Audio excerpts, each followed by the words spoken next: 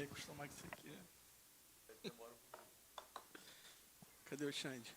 Tá tudo certo, Xande? Tá, né?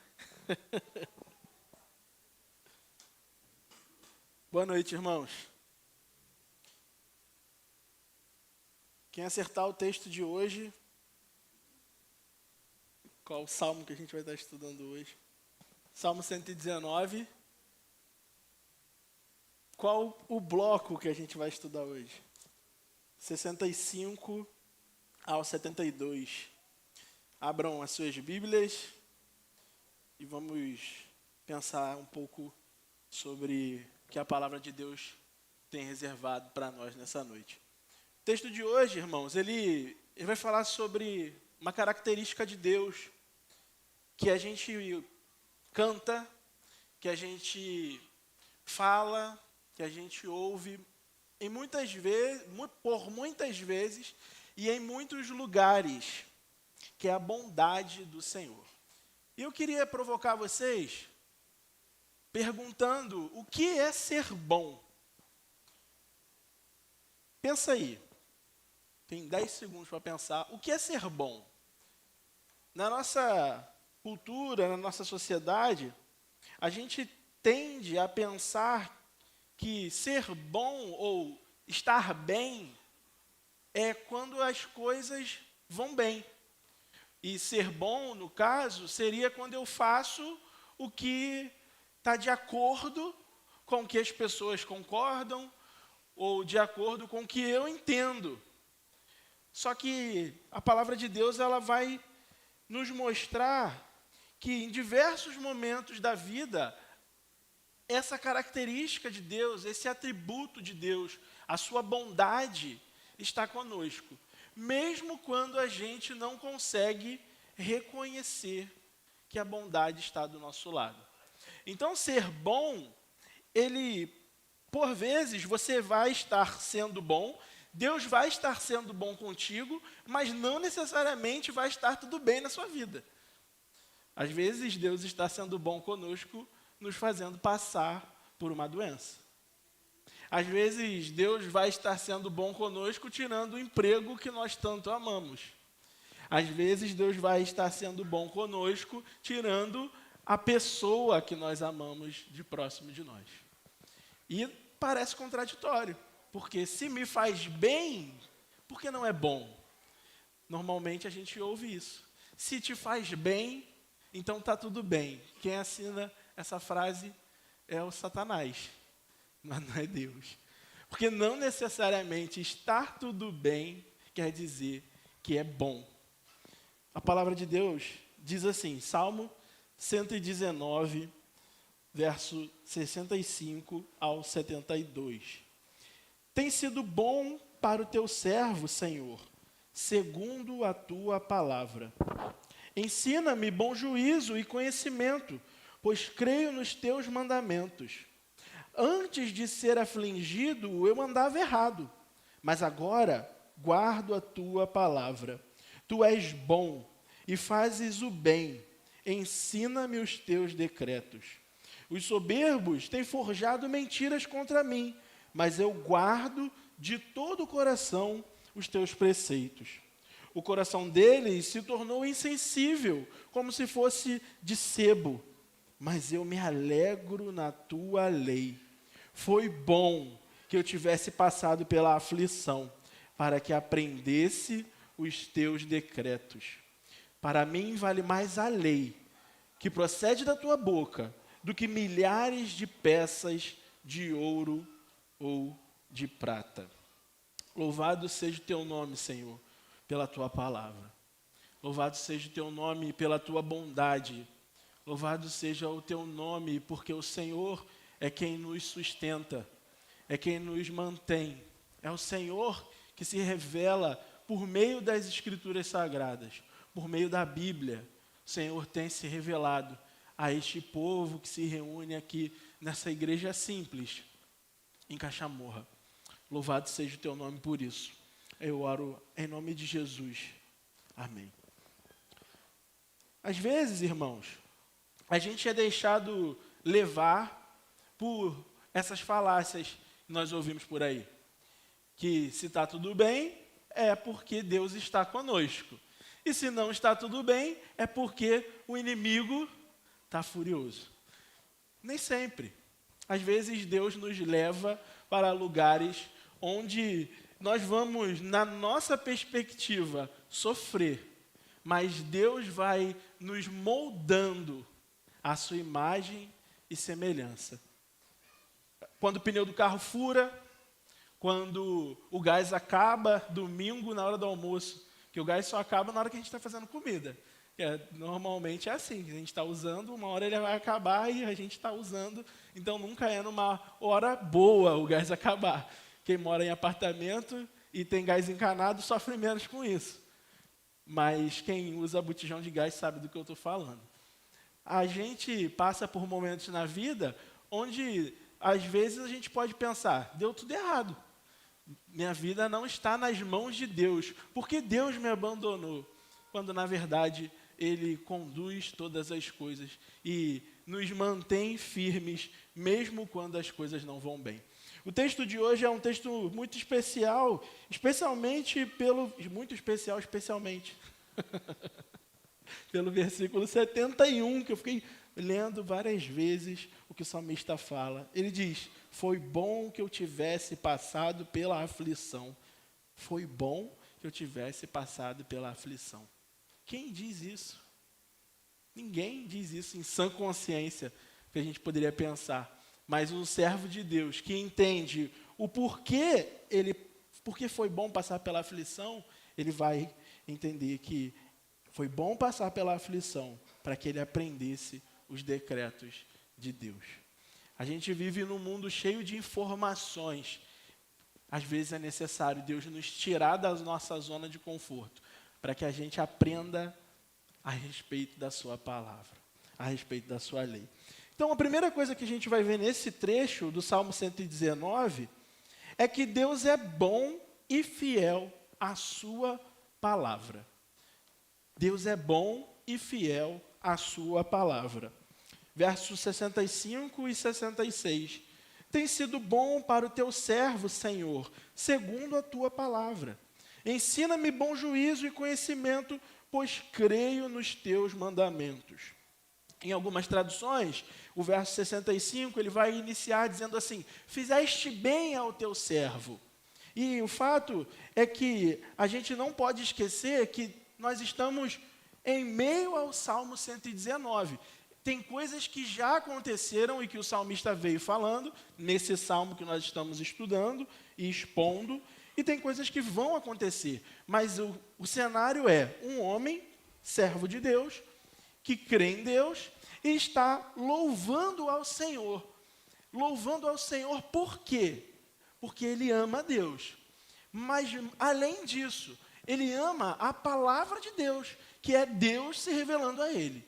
Então, o Salmo 119, ele é composto provavelmente por Davi, mas não há clareza ou certeza que seja ele, a gente não vê isso escrito no Salmo, mas a história da igreja, os comentaristas bíblicos, chegam num acordo que possivelmente, eu falo possivelmente porque a gente não tem como ter certeza clara, mas possivelmente é Davi quem está escrevendo esse Salmo, e ele vai exaltar a palavra de Deus.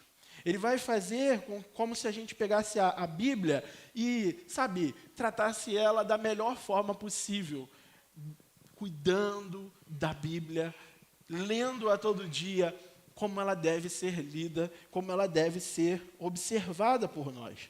Esse salmo, ele vai nos mostrando que a palavra de Deus ela é importante. Por isso, quando a gente chega no verso 65, quer dizer que a gente já passou por uma boa parte do salmo. E a gente não pode esquecer de momentos que o salmista narrou as suas angústias, as suas aflições e também as suas alegrias, coisas que o alegram. Ele mesmo já falou sobre isso no próprio Salmo 119, e sendo Davi o escritor do Salmo, o autor do Salmo, nós conhecemos a sua vida e sabemos que foi uma vida que passou por momentos de muita alegria, mas também por momentos de muita tristeza. Uma vida, como o pastor Ítalo, ele fala, agridoce. Momentos doces e momentos salgados, e às vezes tudo misturado ali no mesmo momento acontecendo essa questão. João Calvino é um comentarista bíblico muito importante na história da igreja, os irmãos certamente conhecem. Quando ele está comentando esse verso 65, ele vai dizer assim, como se o salmista estivesse dizendo: realmente tenho experimentado que tu és fidedigno e não enganas teus servos com palavras fúteis. Aqui se faz referência especial às promessas de Deus, porque delas nos fluem todos os benefícios de Deus por meio de agentes condutores. Ou seja, o que ele está dizendo, enquanto comenta esse verso 65 e também um pedacinho do 66, é que a gente não pode esquecer que o salmista, alguns versos atrás, estava louvando a Deus por suas promessas e pelo cumprimento dessas promessas que ele havia feito. Deus, ele não abandona o seu povo. Deus, ele não solta o seu povo no mundo e o deixa viver à sua maneira. Ele não é um Deus que está distante. Ele está aqui conosco. Ele é o Deus conosco. Ele é o Deus que não só controla a história, mas ele intervém na história. Intervém a tal ponto de se tornar homem e nunca mais deixar de ser homem. Cristo Jesus, o nosso Deus. Ele então derrama a sua bondade sobre nós de diversas maneiras. Por meio do trabalho, por meio da nossa casa, da nossa família, por meio do alimento que nós comemos, por meio de amores, amigos, por meio da igreja. Todas essas coisas são coisas que Deus usa para que a sua bondade chegue até nós. Mas não só para os crentes. Deus é bom para crentes e para não crentes. Como assim? Você almoçou hoje? Eu acredito que todos nós almoçamos hoje. E muitas outras pessoas almoçaram hoje também. E não necessariamente elas são cristãs. Nós temos uma casa para morar e um teto para dormir, uma cama quente que vai nos acolher à noite. E pessoas que não são cristãs também têm. A bondade de Deus, ela recai sobre os bons, os crentes, e sobre os que nunca ouviram falar ou que não creem em Deus. Deus, ele age dessa maneira. Mas tem uma coisa no texto que chama a nossa atenção, ou deveria chamar. É o que ele diz assim, no verso 65. Tem sido bom para o teu servo. A tradução dessa palavra, servo, ela poderia ser substituída por escravo. Tem sido bom para o teu escravo, para aquele que vive na dependência total do Senhor. Esse tipo de bondade, ela é específica para aqueles que servem a Deus. É a bondade que flui da palavra do Senhor, é a bondade que flui da obediência à lei de Deus, é a bondade que flui de um coração que foi transformado pelo Senhor, pelo Evangelho de Cristo, e esse coração, agora ele pode obedecer a Deus, porque o Espírito Santo habita no coração de todo cristão de todo crente que foi regenerado, que nasceu de novo, que teve o seu novo coração dado por Deus, e agora esse, que é a igreja do Senhor, estes são escravos do Senhor. Tem a sua vida submetida a Ele. Então, o salmista, ele não está dizendo só que Deus é bom para com todos. Ele está dizendo, Deus é bom comigo. Deus é bom com o seu servo, segundo a tua palavra. A gente está expondo um salmo grande e, como nós já falamos, ele tem exaltado a palavra de Deus. Ele tem nos mostrado que a palavra de Deus, ela vai revelando para nós a nossa necessidade de Deus. Porque todas as vezes que eu me deparo com o Salmo 119 e eu comparo o amor que o salmista tem pela lei e o amor que eu tenho pela Bíblia, eu fico constrangido. E eu percebo que o salmista andava como um escravo do Senhor, como alguém que dependia do Senhor, como alguém que nas suas palavras escritas era alguém que tinha sede de Deus. Por vezes eu não ajo assim. Por vezes nós não agimos assim. Por vezes nós vivemos a vida como se nada do que nós dizemos crer fosse verdade. E todas as angústias que passamos, voltamos a como não é, quando não éramos cristãos e achamos que o fato de não estar tudo à nossa maneira é como se Deus nos abandonasse. Só que não é isso. E aqui a gente precisa fazer uma reflexão muito importante. Como está o seu relacionamento com Deus? Como está o seu relacionamento com este bom Deus? Como está o meu relacionamento com este Deus que tem sido bom para os seus escravos, para os seus servos? A pergunta não é como ele tem sido bom, ou como está o relacionamento do seu amigo do seu lado, ou do seu esposo, da sua esposa, do seu irmão. É o seu relacionamento, o meu relacionamento. Eu queria que a gente pensasse na nossa vida. Eu queria que a gente pegasse esses minutos que vamos estar olhando para a Bíblia e pensássemos no nosso relacionamento com este Deus que é bom, que tem nos dado alimento, família, comida, saúde, segurança. Tem nos dado uma igreja onde nós podemos congregar, ouvir o Evangelho, cantar ao Senhor, sentar numa cadeira confortável, beber uma água geladinha, ficar num ambiente climatizado. Como está o teu relacionamento com esse Deus que tem sido bom contigo e comigo? O Salmo 119, ele vai nos espremendo, ele vai nos constrangendo para uma autoanálise, para olharmos para o nosso coração diante desse Deus que se revela por meio da sua lei.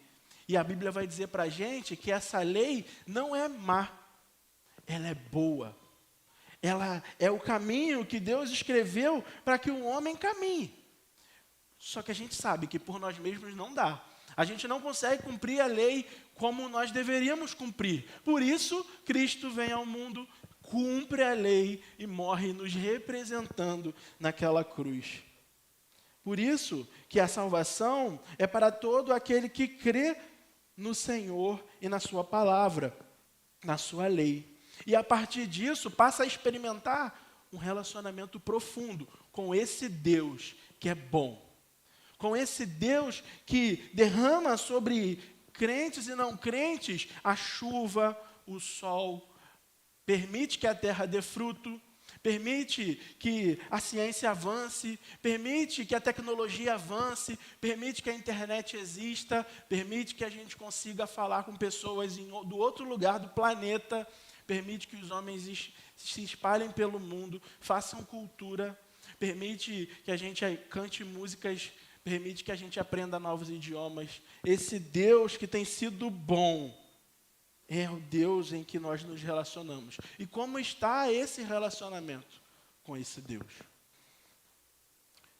A gente, lendo o texto que nós lemos, ele vai dizer no verso 66, ensina-me bom juízo e conhecimento, pois creio nos teus mandamentos.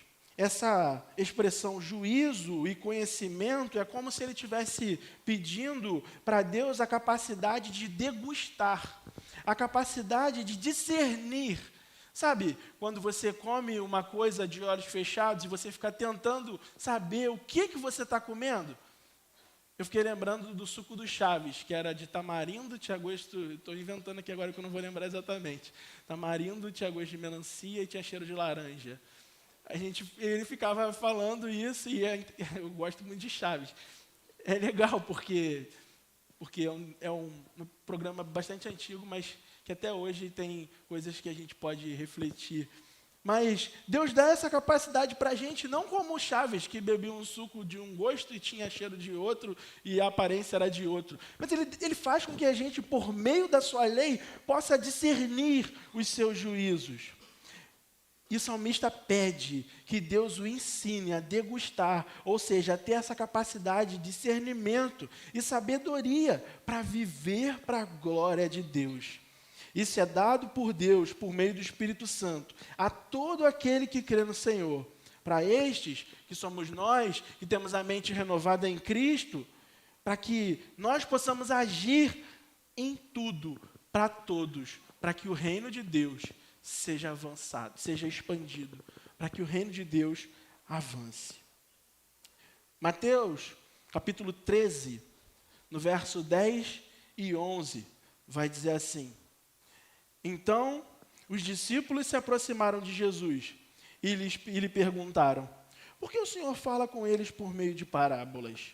Ao que Jesus respondeu: porque a vocês é dado conhecer os mistérios do reino dos céus, mas àqueles isso não é concedido. Aos seus, à sua igreja, Deus revela o reino dos céus. Deus nos faz conhecer os mistérios eternos do reino dos céus por meio da sua palavra. Enquanto Jesus falava, os seus discípulos perguntam: por que o Senhor fala por meio de parábolas? E aí ele vai dizer: porque a vocês é dado o entendimento. E para eles, muitas vezes, Jesus explicava as parábolas. E para o povo, não. Por quê? Porque os discípulos receberam do Senhor a capacidade de degustar as palavras de Cristo, de discernir as palavras de Cristo, e assim a gente reconhece que Deus é bom e fiel à sua palavra. O apóstolo Paulo, quando escreve aos Coríntios, na sua primeira epístola, no capítulo 2, no verso 14 ao 16, vai dizer assim: ora, a pessoa natural não aceita as coisas do Espírito de Deus, porque eles são loucura, e ela não pode entendê-las, porque elas se discernem espiritualmente. Porém, a pessoa espiritual julga todas as coisas, mas ela não é julgada por ninguém. Pois quem conheceu a mente do Senhor para que possa o instruir? Nós, porém, temos a mente de Cristo. Estes dois textos, eles falam a respeito de um conhecimento que não é somente intelectual, não é o quanto eu leio sobre Deus, é o quanto, diante da Bíblia, eu leio e eu me relaciono com Ele. É o quanto eu leio e eu coloco em prática a palavra de Deus. Não adianta eu assistir 200 mil vídeos no YouTube sobre um determinado assunto, se eu não praticar aquilo. Porque eu vou saber intelectualmente, mas eu não vou ter a experiência de me relacionar com aquilo no dia a dia. Da mesma forma, irmãos, não basta conhecermos Deus na nossa mente. Nós precisamos experimentar o relacionamento por meio da sua palavra. E como que funciona isso? Porque, afinal de contas, eu leio a Bíblia. Se eu leio a Bíblia, eu alimento o meu intelecto. Esse relacionamento, ele vem por meio da obediência ao que a palavra de Deus manda. Ao que a palavra de Deus fala, nós precisamos obedecer. Por quê? Porque Deus é bom. Deus é bom e nos faz discernir como nós devemos viver. Como nós devemos caminhar uma vez que temos a mente transformada. Você já parou para pensar que no mundo de cegos, quem tem um olho é rei? A gente tem esse ditado popular. E no mundo de cegos, os cristãos, eles têm os olhos abertos para enxergarem a vida. Num mundo onde as pessoas parece que são zumbis vivendo a sua vida no modo automático, nós que somos cristãos, que temos a Bíblia revelada a nós temos os olhos abertos e nós conseguimos discernir o que é e o que não é, o que fazer e o que não fazer, para onde ir e para onde não ir. A capacidade de olhar as coisas como elas realmente são. A nossa visão de mundo foi transformada e nós temos sido transformados por Deus, pela Bíblia, à imagem e semelhança de Cristo Jesus. Deus está formando um povo para Ele. E esse povo é um povo que precisa parecer mais com Cristo Jesus. Mais com o Senhor Jesus Cristo, nosso Salvador. Tem sido bom para o teu servo, Senhor, segundo a tua palavra. Ensina-me bom juízo e conhecimento, pois creio nos teus mandamentos. Ensina-nos a andar por onde andamos, a discernir as coisas que estão diante de nós, a olharmos para a vida como ela é. Um mundo cheio de pecadores, onde Deus quer salvar pessoas e envia a sua igreja por aí. Nós somos os que são enviados por Deus para anunciarmos a salvação por onde passarmos, para anunciarmos a bondade de Deus, não só quando tudo nos vai bem, mas em Cristo Jesus. Até quando as coisas não vão bem, nós temos paz, nós temos segurança, nós temos tranquilidade para viver para a glória de Deus. E precisamos anunciar isso por onde nós passarmos. Durante o nosso trabalho, enquanto aguardamos a fila do BRT na estação do Mato Alto, Marcele, a gente já se encontrou algumas vezes na fila do BRT do Mato Alto. Se você não pega o BRT, louvado seja Deus. Mas glorifica a Deus no meio de transporte que você utiliza, no seu trabalho, na sua casa. Não desperdice a oportunidade de dar testemunho deste bom Deus que é fiel à sua palavra. Os versos 67, 69 e do 69 até o 71, então vamos lá de novo, do verso 67 e do 69 até o 71, estou pulando o 68 de propósito, tá? Vai nos ensinar que na escola de Deus, sofrer é viver. Na escola de Deus, sofrer é viver. Verso 67. Antes de ser afligido, eu andava errado, mas agora guardo a tua palavra. 69. Os soberbos têm forjado mentiras contra mim, mas eu guardo de coração os teus preceitos. 70. O coração deles se tornou insensível, como se fosse de sebo, mas eu me alegro na tua lei. 71. Foi bom que eu tivesse passado pela aflição, para que eu aprendesse os teus decretos. Esse texto, o comentarista bíblico, quando comenta esse texto, ele vai dizer assim: aqui vemos a pedagogia divina. Deus usa a aflição para constrangir e trazer o seu povo de volta para o caminho certo. Deus usa a aflição para corrigir e trazer o seu povo de volta para o caminho certo. Por vezes, quando a nossa vida vai bem, quando a conta bancária está cheia de dinheiro, quando a saúde dos nossos filhos estão bem, quando a nossa saúde está bem, a gente esquece que Deus é quem nos sustenta. E aí, muitas vezes, o que acontece? Crise. No casamento, no relacionamento, na conta, no trabalho. E a gente lembra, misteriosamente, que Deus é bom. O que a gente faz? A gente volta para o caminho. Lembrei de Chaves de novo. Volta o cão arrependido para o caminho do Senhor. E a gente vive assim por muitas vezes. A gente deve fugir disso. Por quê?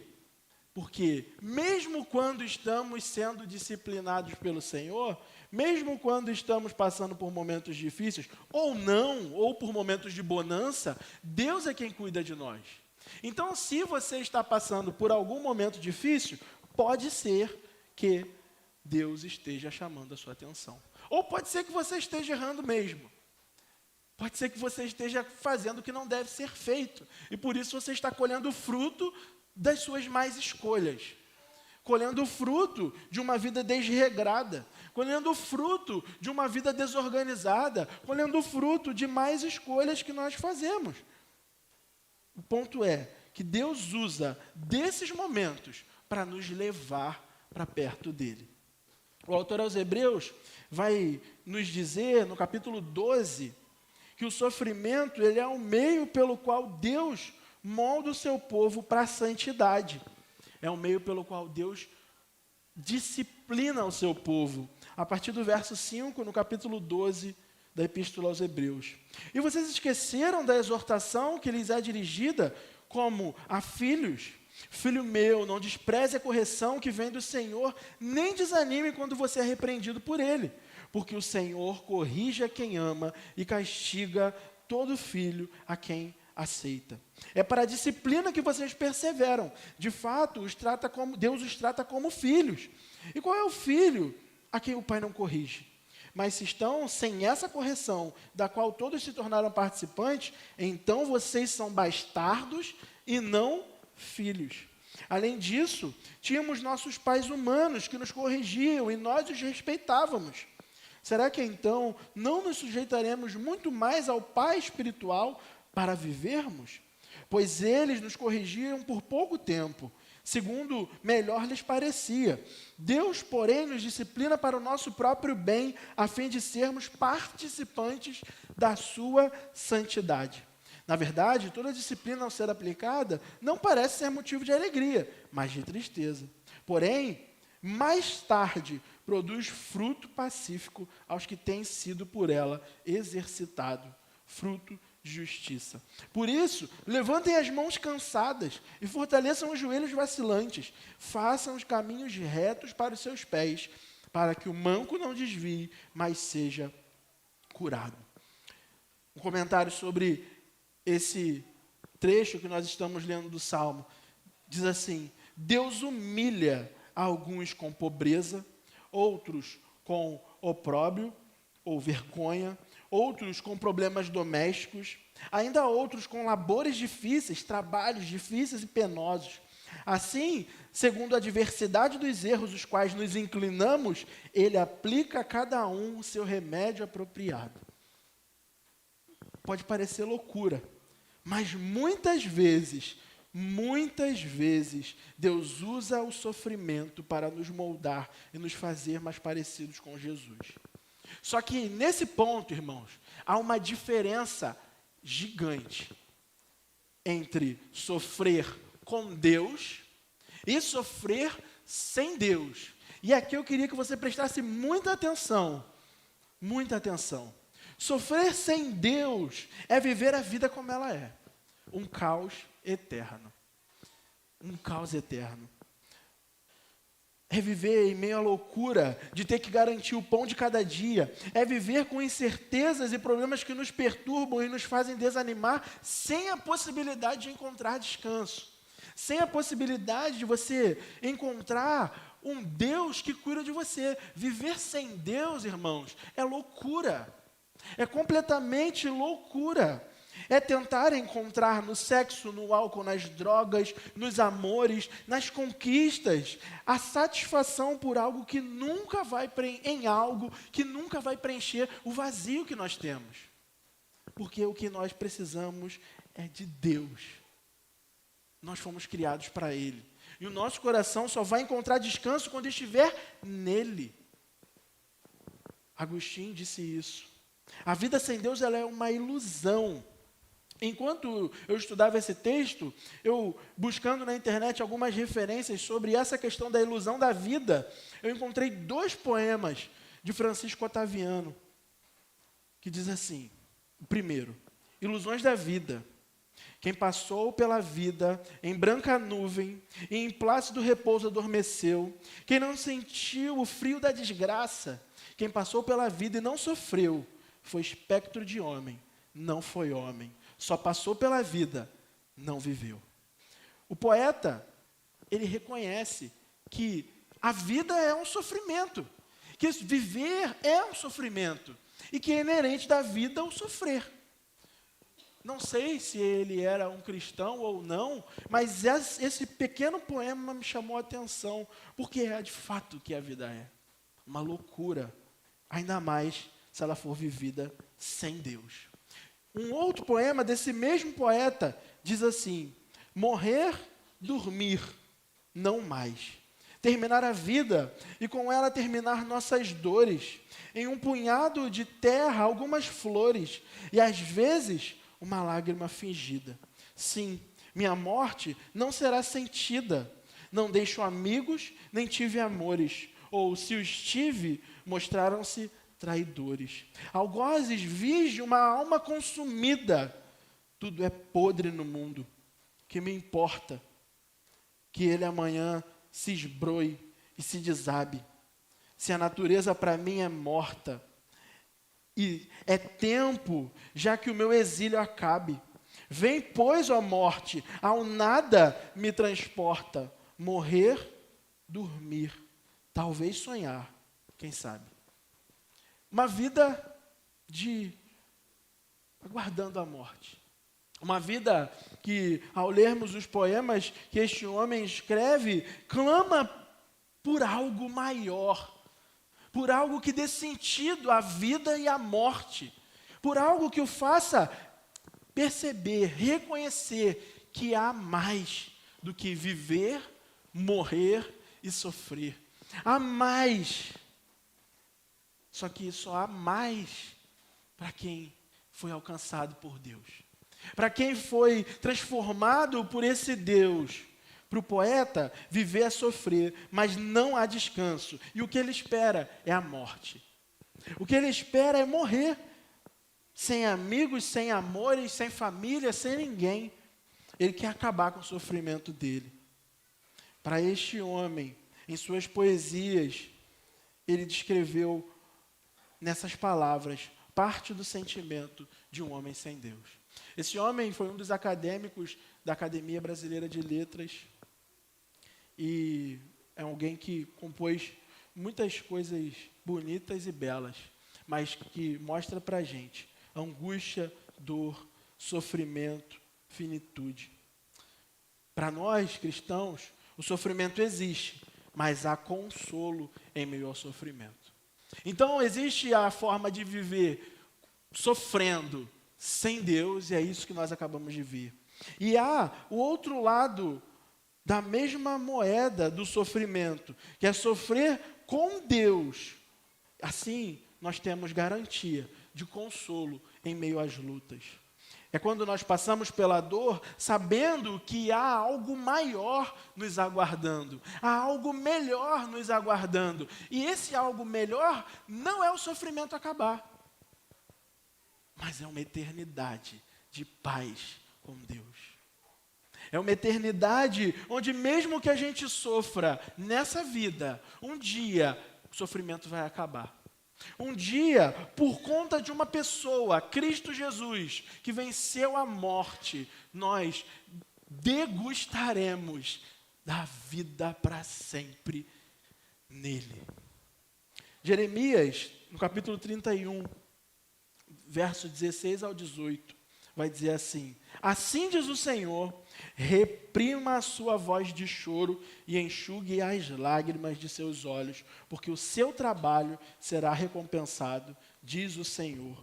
Pois os seus filhos voltarão da terra do inimigo, a esperança para o seu futuro, diz o Senhor, porque os seus filhos voltarão para a sua própria terra. Ouvi muito bem que Efraim se queixava, dizendo: tu me castigaste, e fui castigado como um novilho não domado. Converte-me e serei convertido, porque tu és o Senhor, o meu Deus. Romanos capítulo 5, do verso 1 ao 8, nos ensina sobre o sofrimento. Justificados, pois, mediante a fé, temos paz com Deus por meio do nosso Senhor Jesus Cristo, pelo qual obtivemos também acesso pela fé a esta graça na qual estamos firmes e nos gloriamos na esperança da glória de Deus. E não somente isso, mas também nos gloriamos nas tribulações, sabendo que a tribulação produz perseverança. A perseverança produz experiência e a experiência produz esperança. Ora, a esperança não nos deixa decepcionados, porque o amor de Deus é derramado em nosso coração pelo Espírito Santo que nos foi dado. Porque Cristo, quando nós ainda éramos fracos, morreu a seu tempo pelos ímpios. Dificilmente alguém morreria por um justo, embora por uma pessoa boa alguém tenha coragem para morrer. Mas Deus prova seu próprio amor para conosco pelo fato de Cristo ter morrido por nós quando ainda éramos pecadores. Textos como esses, de Jeremias, de Romanos, nos lembram que, ainda que seja dor, que me una a Cristo. É por meio dessa dor e por meio desse sofrimento que eu sou levado, que eu sou arrastado para uma vida de dependência desse Deus. E não há lugar melhor para estarmos, irmãos. Não há lugar melhor para estarmos. Eles vão nos lembrar que a dor virá, o sofrimento chegará, mas há consolo para aqueles que estão em Cristo. Há um caminho de paz em meio ao sofrimento, que gera em nós algo maior e melhor. O que é isso? É a consciência transformada que a eternidade virá com Cristo. E nós então devemos viver a nossa vida com os olhos na eternidade, para que a nossa vida aqui tenha pleno sentido. Porque se nós perdermos de vista que a nossa vida, ela não é o que nós vivemos aqui só, nós desperdiçamos, nós deixamos passar. E no final, jogamos a nossa vida fora. Que a gente possa olhar para a palavra de Deus e ver que são momentos assim que o salmista está passando e está nos dizendo que foi bom ele passar por isso, por momentos de angústia e de sofrimento, porque assim ele foi levado à palavra do Senhor. Nós devemos nos apegar à palavra do Senhor, lembrando que nela nós encontramos paz para sempre. E assim, mesmo que ele nos corrija e nos guie pelo deserto, ele sempre será bom. Sempre será bom.